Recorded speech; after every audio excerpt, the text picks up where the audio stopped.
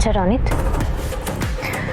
ঠিক করে মনে করে দেখো তো, তুমি কিভাবে ওই সোনা মাস্টারের সঙ্গে যোগাযোগ করেছিলে? ওই তো শুধুমাত্র টাকা নিয়ে ওর সামনে দাঁড়িয়েছিলাম, ব্যাস। না মানে নাম, ফোন নাম্বার কিছু? না না ইনকা, আমার ফোন নাম্বার ওর কাছে নেই। আমার আমার নাম ও কিছুই জানে না। মানে কোর্টে প্রডিউস করতে পারে এমন কোনো প্রুফই ওর কাছে নেই। শুধুমাত্র আমার চেহারাটুকু ছাড়া। সেটাই বা কম ভয়ের কি? তবে আমি তার সামনে দেখেছি তো, তারে যদি আবার সামনে আমি দেখতে পাই তাহলে আমি তার চিনতে পারবো।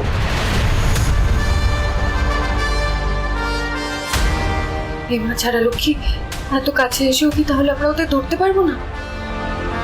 সুকুমার বাবু, এক কাজ করুন, আদালত চত্বরের বাইরেই একজন স্কেচ আর্টিস্টের স্টুডিও আছে।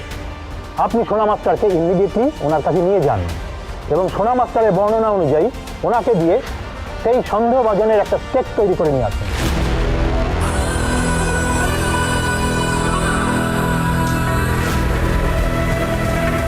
আসুন।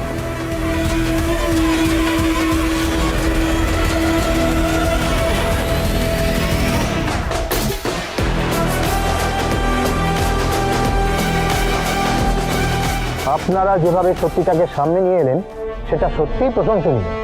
আদালত আপনাদের সাহসিকতার প্রশংসা করছে, তবে একই সাথে আপনাদের কর্মপদ্ধতিরও ভর্ৎসনা করছে এই আদালত। যেভাবে এই সত্যিটাকে বার করতে গিয়ে আপনারা বারবার আইন ভেঙেছেন, সেটাই আদালত কোনোভাবেই সমর্থন করতে পারে না। তাই এই আদালত আপনাদের জরিমানা ঘোষণা করছে,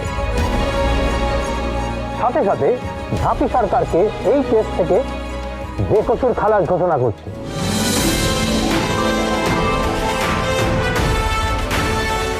আর লক্ষ্মী ঝাঁপি ফিনান্সে যে তালা পড়েছিল সেই তালাও খোলার নির্দেশ দিচ্ছে এই আদালত। ঝাঁপি সরকার, আপনি আবার স্বাধীনভাবে ব্যবসা করতে পারবেন।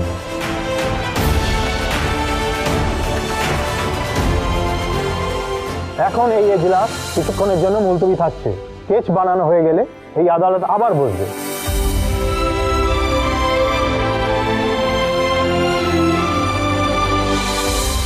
Thank you.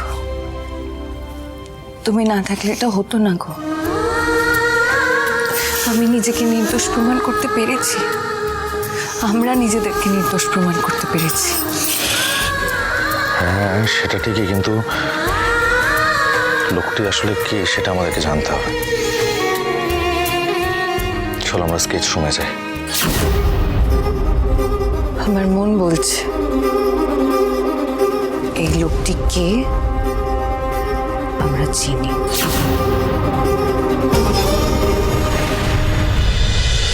লক্ষ্মী ঝাঁপি প্রতিদিন সন্ধে 6:30টায় স্টার জলসায় ও জিও হটস্টারে।